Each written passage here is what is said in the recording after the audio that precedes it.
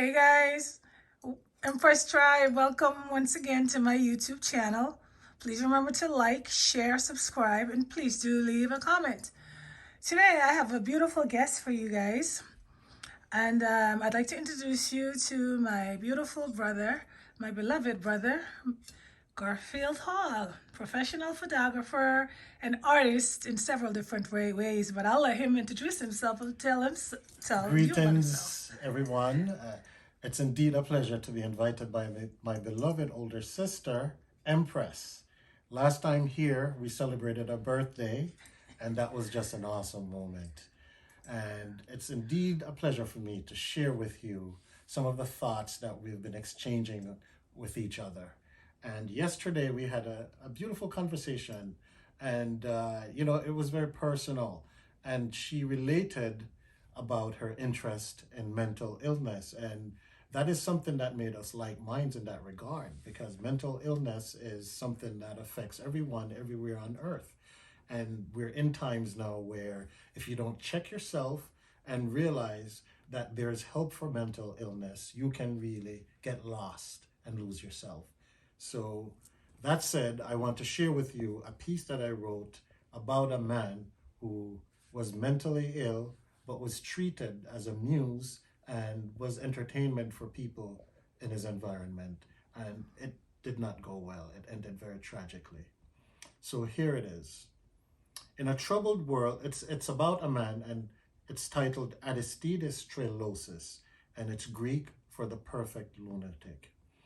In a troubled world where personalities dominate our social landscape and eccentrics stand out amongst the normals, the line between normalcy and eccentricity blurs when the abnormal and eccentric intersect, leaving us to use our perspicacity to identify the threshold that lies between normalcy and psychosis.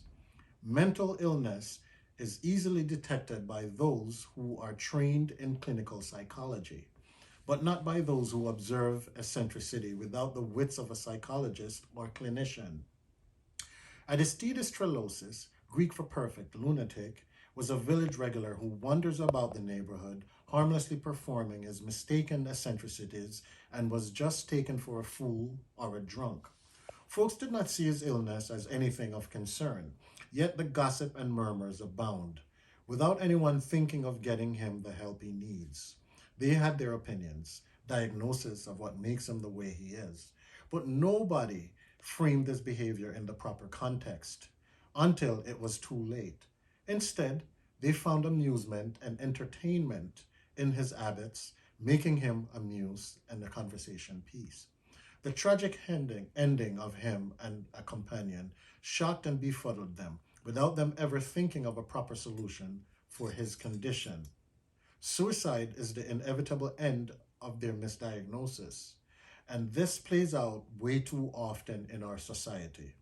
Mental illness can be prevented and treated when such persons are given the treatment they deserve at early stages of them acting out. It is only compassion and caring that allows a community to deal with these people in proper context. Aristides Trilosis tells us such a tragic tale with a sense of humor and lyricism. And now I'm about to Beautiful, read the piece. Garfield. Thank you. Karibu. Aristides Trilosis. Aristides Trilosis was a wee bit geekish, which caused him to be a big social misfit. He constantly babbles about imaginary riches, but he meant no harm nor meant no malice. He tells his lies like a lark in orbit and gazes far off with wanton wishes. And then he trances in slow-mo dances.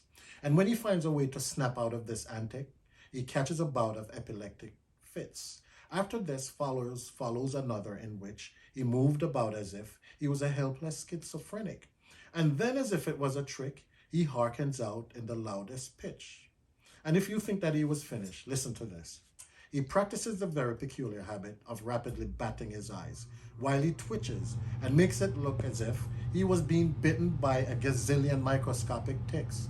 After this, he acts as if he was a puppet with someone invisible pulling his strings. And then he freezes as if somebody had suddenly flipped his switch, rendering him catatonic. Chuckling out loud in public was only just one of his various whimsical idiosyncrasies. Aristides Trelosis was fit to call a lunatic. Some say that he was a man possessed with the Dionysus complex. Some say that he was immature and really just very childish. Others say that he might have been bewitched by a wicked witch, or that he was tricked by an evil alchemist. Still, some of them preferred to think that Aristides Trelosis was only just really foolish. Aristides Trelosis, donned in only black galoshes along with his favorite cotton wool tunics, spontaneously reacted on his whims and did a really stupid thing. In his loudest laughter and very foolish banter, blindly carried out this brilliant idea to not wade in water, but instead go sloshing through thick black molasses just for the kicks of doing it. Even now, some folks are asking whatever possessed him to try this very silly, foolish thing. Aristides Trelosis barely went 10 paces when seeing how deep in his waist is and suddenly changed his mind. Then soon right after, in a very tragic disaster, he along with the village-friendly farmer unwisely decided to go treading through fresh molten lava. Some folks loathe to say what really happened on that very curious day. Besides phosphorus matches, nobody had ever been before so quickly reduced to piles of grayish ashes. Wow, amazing, so vibrant. Oh my God. You have a way with words, don't you? Thank you very much. Magnificent. In the same vein as you, we cut from the same thread. Yes, most definitely. Thank you so much, Garfield. I really enjoy this. And I believe Empress Tribe, I think they're going to really get a treat with you. Wonderful. Great job. So I I'm would so like honored. very much to share, because Yes. I think that you're a sharing person and you're a very caring person. Thank you, my And brother. you're so caring that your emotionality cannot be hidden. You know what I mean? So when I'm with you, it's just love and that Yes. feeling that Most- just permeates yes. the air, and we always have endless, interesting Yes, conversations. authentic love. Yes, from that time to this time. Thank you so much, guys. Thank you, Garfield. Oh my God, we're going through some things in our family. We have a death in our family.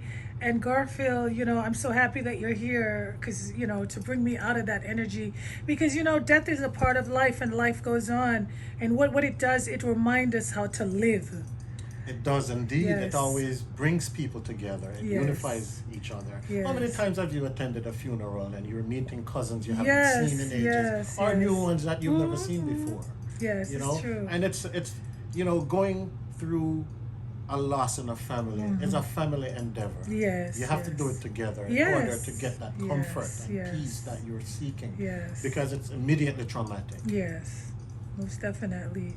And trauma is a part of life and health. So while we're going through some traumatic and vibration, we're just remembering to live while we're alive and still learn from it, that we got to make these memories and we got to continue to teach the world, to learn from the world and to teach the world while we're going along, because we're all in it together. Absolutely, and it makes you also have to confront your fragility and Yes, your mortality, most because definitely. none of us shall escape, as our beloved brother earlier has said, Yes, yes. And so it also teaches you to value the person and give them Yes. their flowers in the night. While they're alive. While they're alive. As we're doing it. Thank you so much.